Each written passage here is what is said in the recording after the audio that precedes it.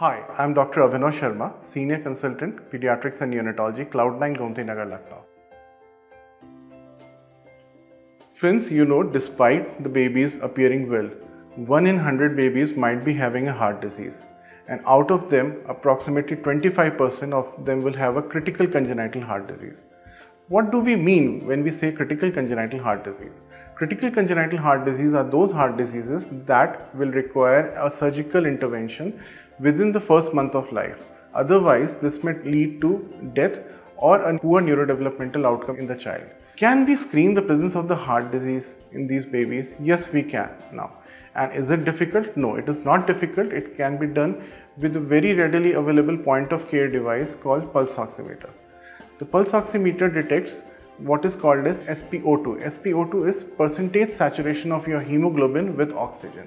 When do we screen for the heart disease? Optimal timing for the screening of the heart disease is after first 24 hours, when the changes in the baby's circulation have stabilized and the baby has accustomed itself to the external environment. How do we screen? We screen the baby in a quiet, dimly lit room. We use pulse oximeter and apply the probe on the right hand of the baby. The saturation is recorded. Then the probe is applied on the left foot of the baby and the saturation is recorded.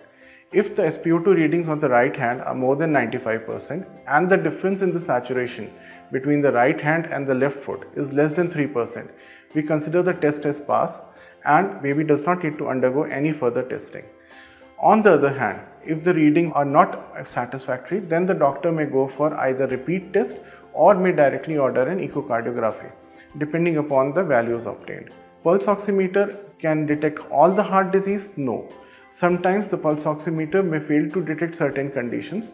The sensitivity of the test is around 70%, but it has got a very high specificity of more than 95%. Even after undergoing a pulse oximeter test, you have to be careful about certain symptoms. If the child is not feeding well, is not gaining enough weight, appears dusky to you, has recurrent episodes of chest infections, has breathing difficulties, then you must consult your pediatrician for an underlying cardiac disease that might still escape consideration even after a pulse oximeter test.